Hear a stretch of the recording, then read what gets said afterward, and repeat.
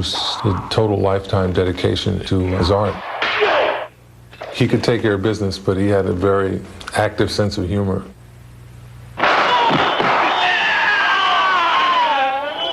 He was a braggart in a way, but he never bragged about anything that he wasn't capable of. Everybody just loved him around the set because of his enthusiasm. He kept it pretty interesting. There's nobody I quite remember enjoying being a celebrity as he did. He was the catalyst that set that whole martial arts all in motion. And it's a shame he didn't live to see the impact that he had. He was not just a fighter. Bruce was a philosopher and a teacher. All type of knowledge ultimately means self-knowledge. As an actor, as a martial artist, as a human being, all these I have learned from martial art.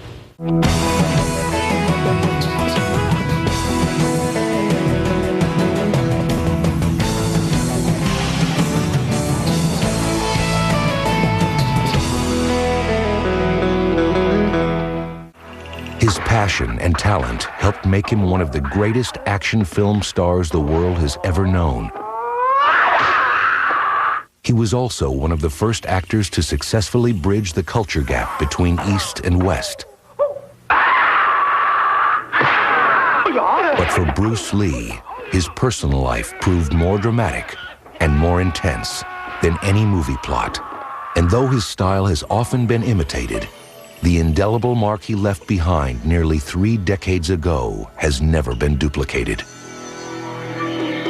On November 27, 1940, at both the hour and the year of the dragon, the child who would come to be known as Bruce Lee was born in San Francisco, California. The dragon in the Chinese zodiac is a mythical creature. It has a fierce temper, it has tremendous power, it is quick, it is elusive, it is everything that is exotic, and that's fit Bruce Lee to a T. His father, Li Hoi Chuan, was a well-known film and stage actor who had toured with the Cantonese Opera Company. His mother, Grace, was a traditional Chinese woman whose superstitious nature caused her to fear for the safety of her infant son. Because his mother had lost a male child previously, it was believed that that was an omen. For that reason, she called him Sai Fong, which is like Little Phoenix, which is a feminine name, in the hopes that the spirits would think it was a female child and therefore bypass him and let him live. But it was the name given to him by a hospital nurse that stuck, Bruce.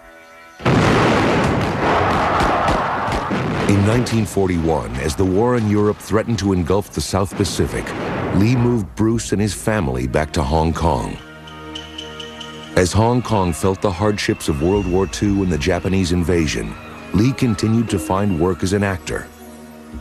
Enjoying a thriving movie career, Bruce's father often brought his son to film sets with him, and by the age of 6, the fledgling performer was cast in his first speaking role, seen here in this dubbed excerpt from Kid Chung. Here you are, sir. You like that, Shen, huh? Uh-huh. I sure wish I could throw a knife like that. I guess that's when it all started. The director, my father, even my father being an actor, I mean, they all said that he was a natural. Wait, you can't go out now. There's police all around. Even in these early films, the boy was showing the kind of charm, charisma, and body language that would mark his later screen appearances. If you look at some of his childhood roles, there's the thumbing of the nose, and there's that sort of grimace that he did when he got mad, and all of these carried over into adult roles. But that was really Bruce. I mean, later he would say that was honest self-expression. Despite being nearsighted and somewhat frail as a child, the young actor was growing up to be a handsome, confident, and even cocky teenager. In addition to acting, Bruce also developed a love for dancing, winning first place in a number of cha-cha contests in Hong Kong. But for a handsome young actor and dancer, post-war Hong Kong was a tough place to grow up. Gangs ruled the city streets, and Lee was often forced to fight them. But Bruce liked a challenge and faced his adversaries head-on. I remember when Bruce was about 14 years old, he always did like to fight. So there was a group of students, classmates, that didn't quite like him. So one day when he walked out of school, they just jumped him and beat the heck out of him, you know. I guess he felt that he had to defend himself. In one such fight, Bruce took on the son of a feared triad gang member. Afraid of retaliation, his parents enrolled their son in his first martial arts class. Now training under Yip Man, a martial arts master and philosopher, Bruce was instructed in the ways of discipline and self-control. Beginning in his early teens, he became involved with Wing Chun Kung Fu, which was a form of martial arts. And this was a philosophy that was very much about finding your power and delivering it in a very efficient way. To his parents' dismay, Bruce's street fighting continued, and the violent nature of his confrontations was escalating. In one of his last encounters, while he was removing his jacket, the fellow he was squaring off against sucker punched him and blackened his eye, and Bruce flew into a rage and went after him and knocked the fellow out, you know, broke his tooth, broke his arm, and the police were involved. Police detective came up and he said, "Excuse me, Mr. Lee," he said, "your son's been really fighting bad in school." And he said, "If he gets into one more fight, I'm gonna have to put him in jail." To rescue their son from Hong Kong's mean streets, Lee's parents made the difficult decision to send their 18-year-old son to live with friends in the United States. We saw him off, and my father was a very old-fashioned man, okay? He never hugs anybody, nobody, you know. My father actually went over and hugged him, and that really took us all by surprise, you know. Now back at the place of his birth, Bruce settled in Seattle and soon found work at a restaurant owned by a family friend named Ruby Chow. But the rebellious young teenager was certain he was destined for more than waiting tables in Chinatown. Enrolling at the University of Washington, he began majoring in philosophy. Now gracefully blending his studies with martial arts, Bruce was developing a campus reputation for being something of a master. Soon, friends and classmates began flocking to him for instruction. When we first started out, he didn't charge anybody. And he never probably would have, but Bruce used to get frustrated, and so we finally said, "Look, Bruce, why don't you start a school and charge us money, and then you can go out on your own." In 1963, while still in college, Bruce opened the Jun Fan Kung Fu Institute. But before long, the instructor's attentions began focusing on one special student, a former cheerleader named Linda Emery. One day we were on the campus of the University of Washington, and he said, "Okay, Linda, now I want you to throw me," and he showed me how to do it. So I threw him over on the grass, and he landed on the grass, and we were kind of laughing, and he said, "Let's go to the Space Needle for dinner." I said, "You mean all of us?" And he said, "No, just you." And I was like, that was our first date, October 25th, 1963. The relationship quickly became serious, but Linda's mother was not happy with her daughter's choice of a boyfriend. Interracial couples were not widely accepted in the 1960s, and Mrs. Emery doubted that the young philosophy student could provide a stable life for her daughter. Determined to prove her wrong, Bruce worked harder than ever to build his budding franchise of martial arts schools. And on August 17, 1964, Bruce and his former student Linda were married. That was one time in my life I knew that I was doing the absolutely right thing, that this man was a man of quality and integrity and great love and warmth, and that we were going to be okay. The couple moved to Oakland, California, where Bruce had already opened a second kung fu school. There, Bruce continued his practice of teaching any and all willing to learn. He didn't have any barriers of color or anything like that. He said, "If your heart is right," he said, "I'm going to teach you." He was one of the first to teach the true secrets of the martial arts to Americans and to non-Orientals. And there was a very strong feeling among many Asians that this was a corrupt practice. This was an improper thing to do. Within months of opening his new school, Lee was confronted by a hostile group of Asian martial arts masters. And they issued an ultimatum to Bruce Lee saying, "Stop teaching Caucasians or you're going to have to fight our top man." That, of course, was the wrong thing to say to Bruce Lee because he loved a challenge and also wasn't going to be told what to do by anybody. So I think the fight lasted 3 minutes. Bruce had subdued him, put him to the floor, and made the man say in Chinese, "I give up, I give up." But winning the fight wasn't enough. Feeling that he should have won in seconds, not minutes, Bruce began developing a strict regimen to revolutionize martial arts. Bruce Lee took a hard and objective look at the art of combat, and he came away with it with some very profound truths, such as it is constantly changing. You cannot expect to fight in a one-dimensional aspect when fighting is multidimensional. Be formless, shapeless, like water. Now you put water into a cup, it becomes the cup. You put water into a bottle, it becomes the bottle. You put it in a teapot, it becomes the teapot.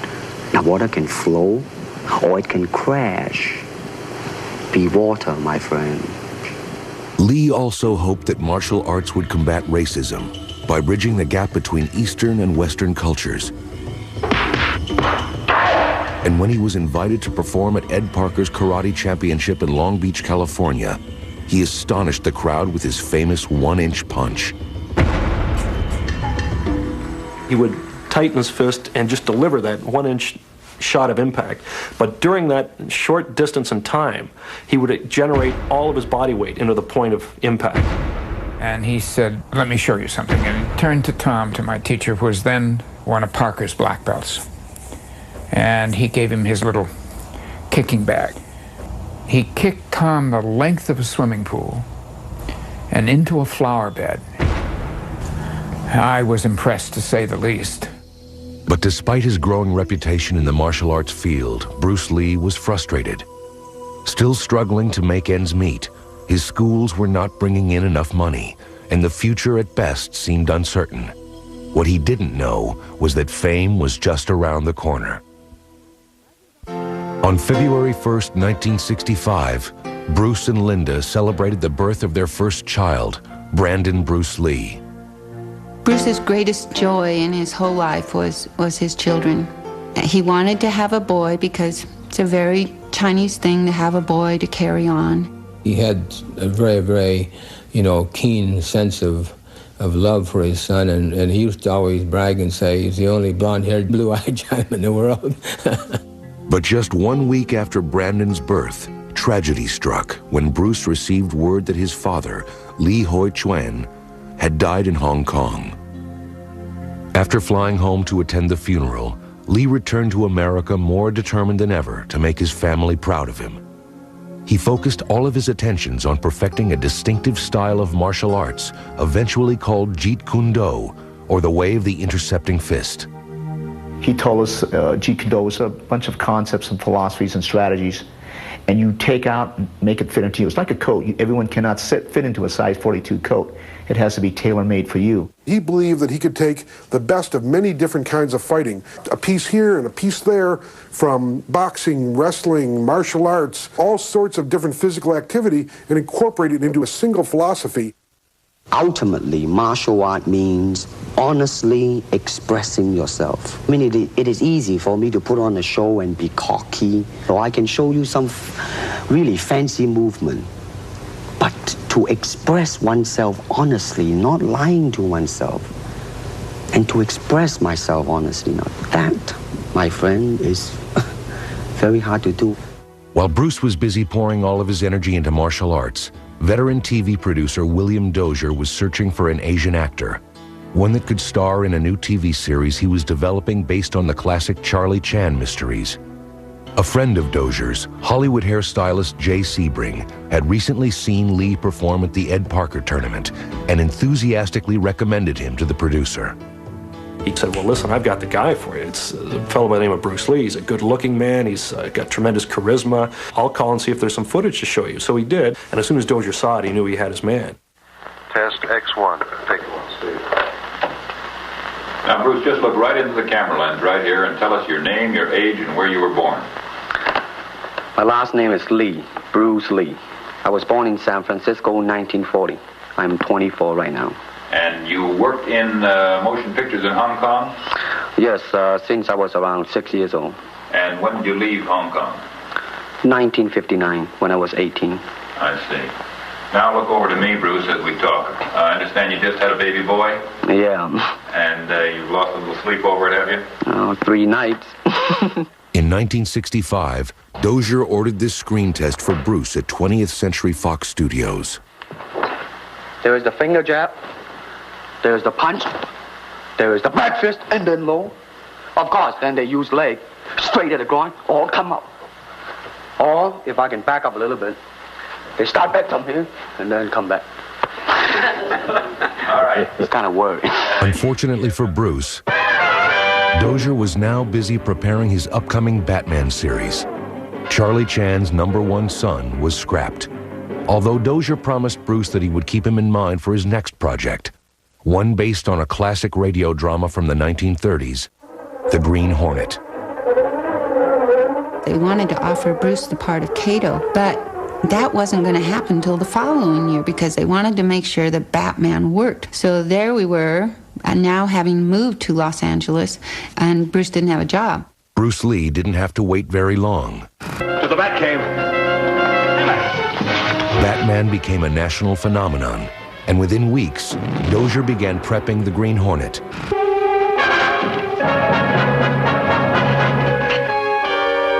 No need for panic, Mr. Smith. After all, we're both on the same side of the law. Just cut us in on your racket. That's all we are after. Racket? It's getting late, boss. If we're going to be partners, Mr. Smith, we mustn't keep secrets from one another.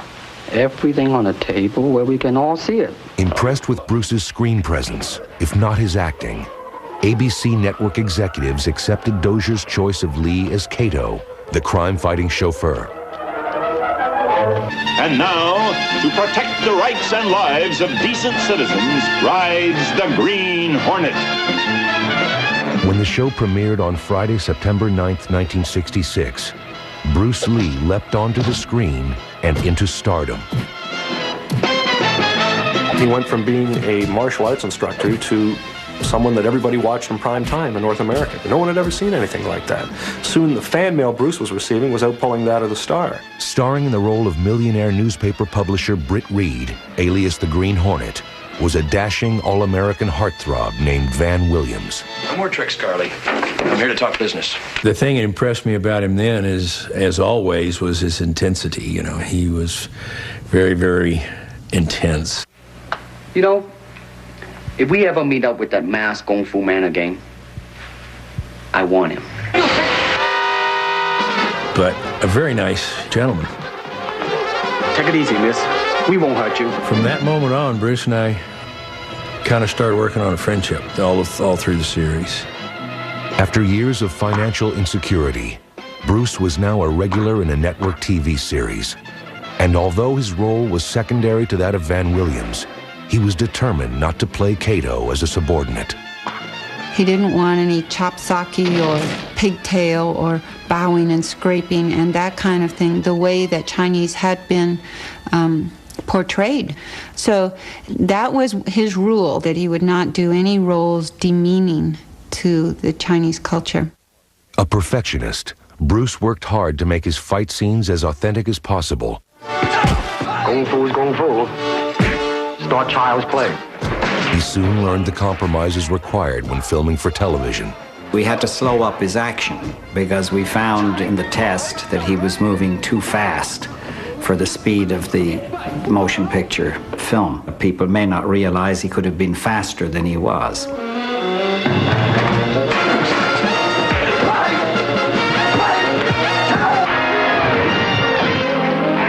Never as campy or colorful as their caped counterparts, Holy uncanny photographic mental processes. the Green Hornet and Kato failed to catch on with primetime audiences.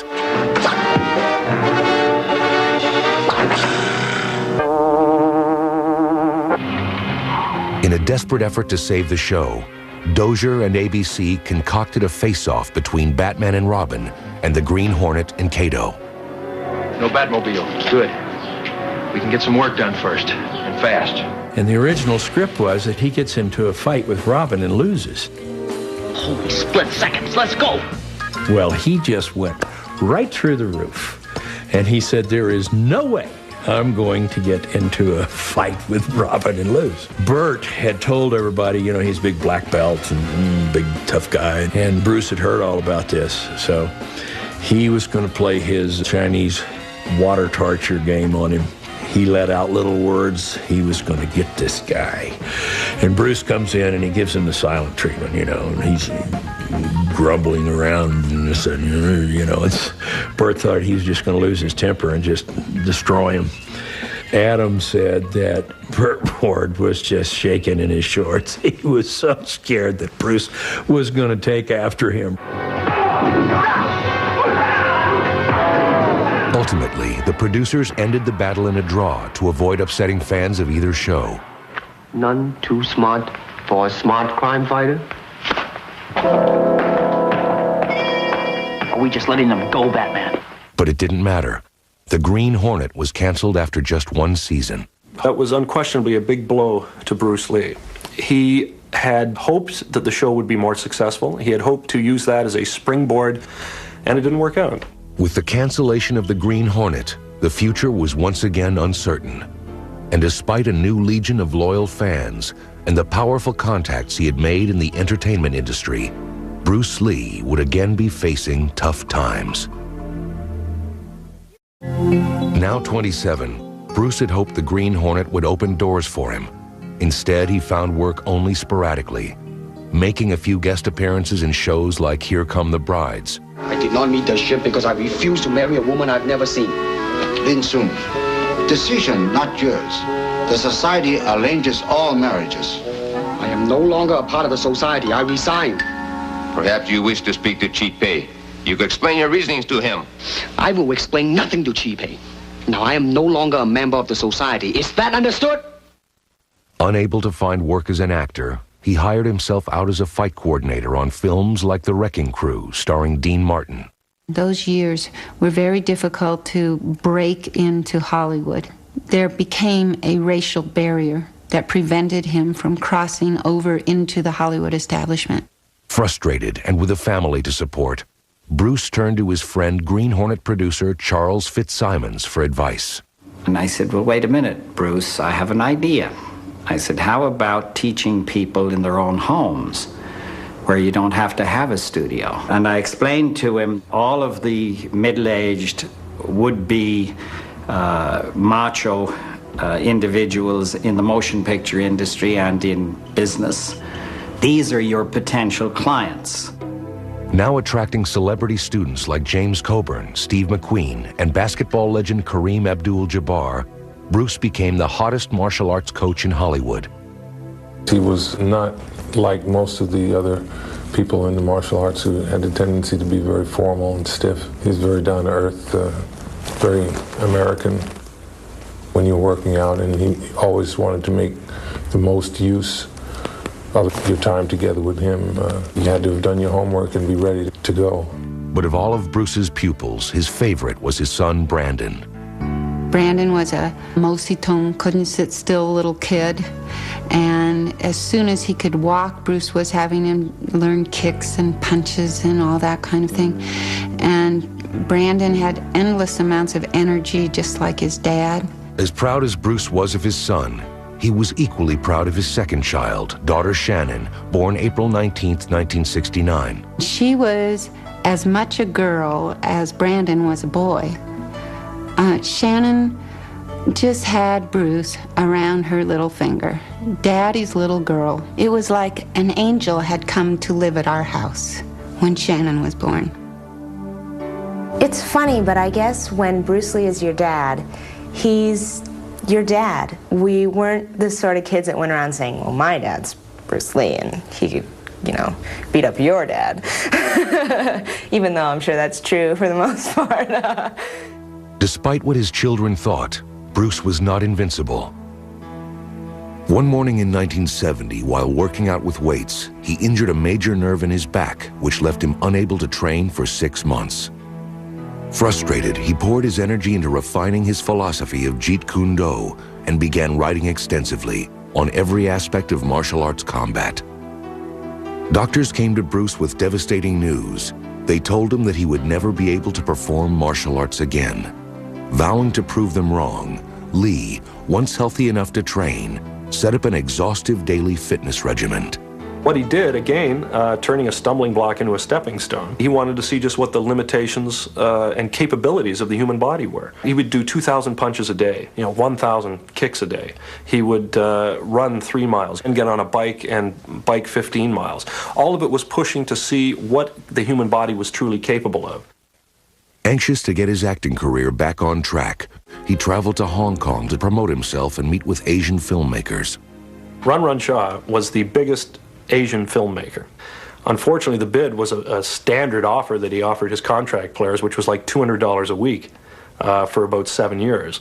Well, that wasn't what Bruce was looking for, so he politely declined. Back in Hollywood in 1971, Bruce collaborated with Sterling Silliphant on a script for TV's popular Longstreet series.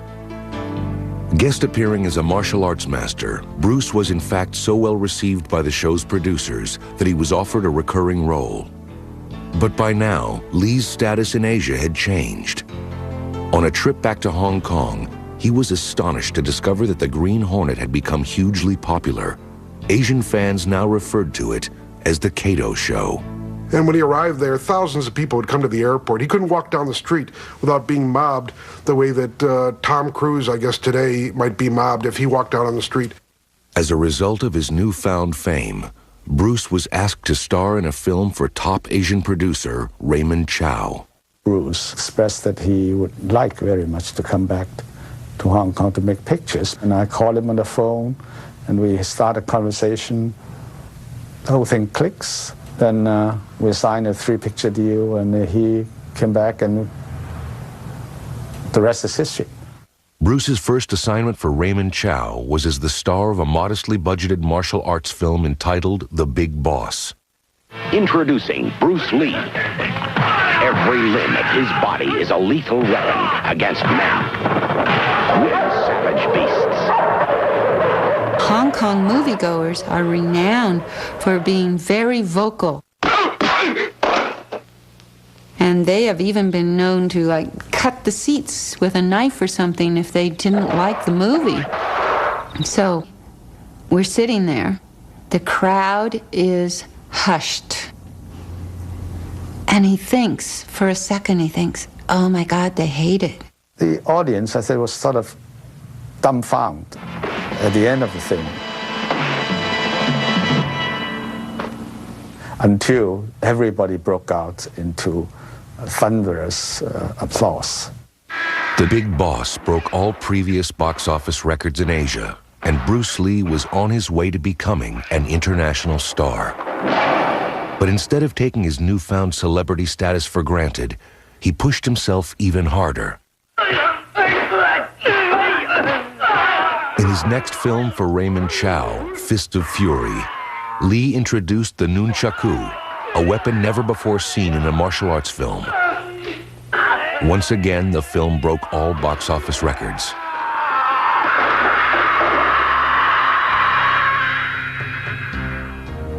Professionally confident and financially secure, Bruce Lee had conquered Asia, but his real goal had eluded him. Bruce Lee wanted to take on the world. In Hollywood, old habits die hard, and despite international fame as a martial arts superstar, Bruce Lee seemed no match for domestic prejudices. It was very difficult to convince people who could give a green light to a project that an Asian hero would work as a marquee draw. They think that business-wise, it's a risk.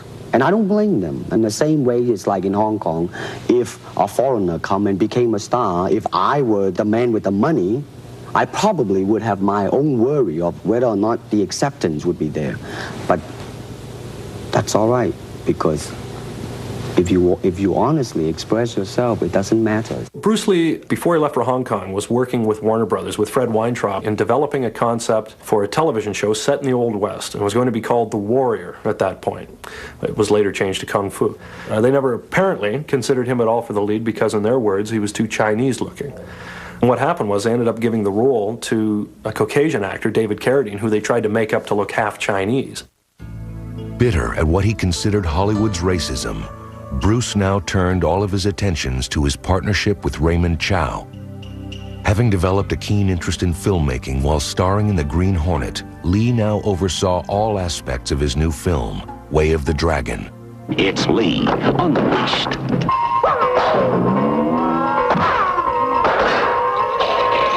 He wrote it, he choreographed it, he starred in it, he played percussion and the music for the film. He had about 8 hats on, and it was his first ever directorial debut. Lee, unmarshaled. Bruce was given the creative control he desired and made sure that his performance and the film would live up to his audience's growing expectations.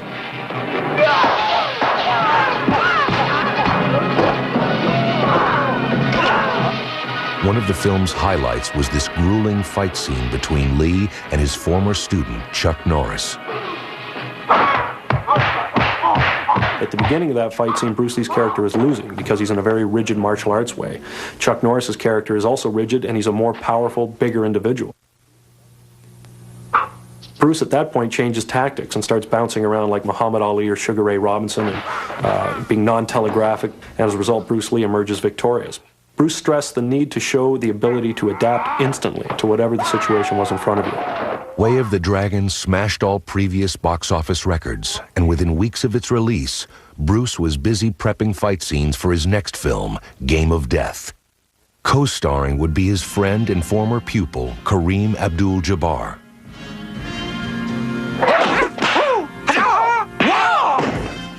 I was flabbergasted, This is something that we had dreamed about, but, we'd never really gotten a green light from anybody. It was a great experience. But before Game of Death was completed, Bruce finally got the call from Hollywood he had waited for all his life. He was offered his first starring role in an American film, Enter the Dragon. It would be a big-budget martial arts blockbuster and a validation of Bruce's years of dedication to his art. Now, more than ever, Bruce Lee was considered the #1 martial arts practitioner in the world, on and off the set. Though Bruce was physically fit and at the top of his game, something was seriously wrong. He was training for something that would never come, a fight that would never happen. Bruce seemed to be on a 7-day-a-week schedule. He was just working hard, and he knew it, but with the success of Enter the Dragon, he would have achieved that place where he could pick and choose a little bit, take his time to find the right properties and develop them. So he was on the cusp of realizing his dreams. On May 10th, 1973, while editing Enter the Dragon in a Hong Kong studio, Bruce Lee became dizzy and collapsed. Rushed to the hospital, the actor appeared very close to death, although doctors couldn't determine the cause. Undergoing a battery of tests, he recovered sufficiently to return to work, and after completing Enter the Dragon, resumed work on the unfinished Game of Death. He was working with a Chinese actress who he thought might be involved in the film as well. So he was at her house, and he complained that he had a headache. And she gave him a prescription tablet that she had called Equagesic. And he went into another room and lay down. But when she couldn't wake him a few hours later, actress Betty Ting Pei called Raymond Chow. The phone rang and he said, I don't know what happens, but I couldn't wake up Bruce. So why don't you come? So in a hurry, I went to Betty's place, and Bruce looked very pale. Raymond Chow called me and told me I should go to the hospital. And so I took a taxi to the hospital, and I just remember that I couldn't ask if he had died. And I said, is he alive? And they said, no. On July 20th, 1973, at the age of 32, Bruce Lee, martial arts master, was dead. We were shocked. I definitely was shocked. My mom was, of course, she was torn apart really bad. Because she was so proud of Bruce. And here was a man in the peak of health. And one day he just expired. No car accident, no external source, no great illness. And so people needed to find a reason. But as news spread throughout the world, so did rumors that his death was no accident. Had he been murdered, some wondered? The target of retaliation by angry Hong Kong gangs?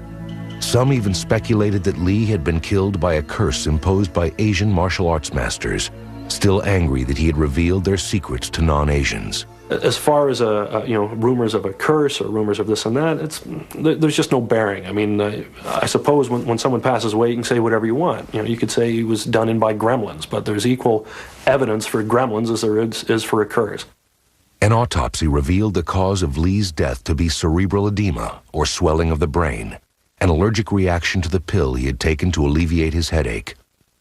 The scientific medical evidence was extremely clear. So you may call it a freak accident, but absolutely nothing else. Within days, more than 20,000 mourners crowded the streets of Hong Kong to pay their respects to the fallen superstar. Following a memorial service, his body was taken to Seattle, where Bruce and his wife had met and fallen in love. Among those at the funeral were close friends James Coburn and Steve McQueen, who served as pallbearers. At the age of only 32, Bruce Lee had left behind a wife, 2 children, and an unrivaled legacy in the world of entertainment and martial arts. But ironically, it would be the films in which he didn't appear where his legend would live on.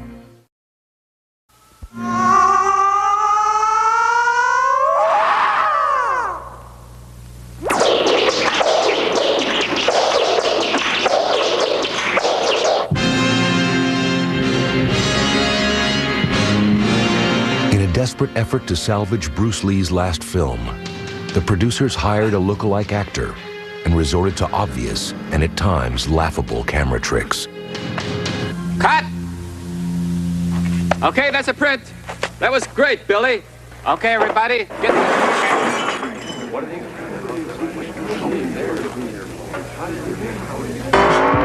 But mixed results couldn't prevent Game of Death from being an enormous financial success.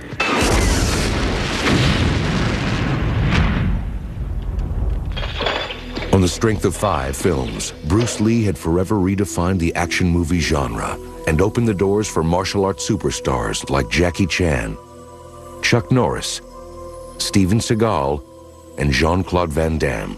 Just about everybody now who does action resorts to some form of karate or kickboxing or something like that. But of all the actors who dared fill the fallen star's footprints, the one with the greatest chance seemed to be Bruce's only son, Brandon. A weird question to me when people ask me about, following in my father's footsteps. Because if by that you mean doing really excellent films and doing the kind of work that my father did, doing that quality of work, that level of work, absolutely, absolutely that's what I want to do. But if you mean trying to imitate him in some way, trying to be a poor man's Bruce Lee, not at all.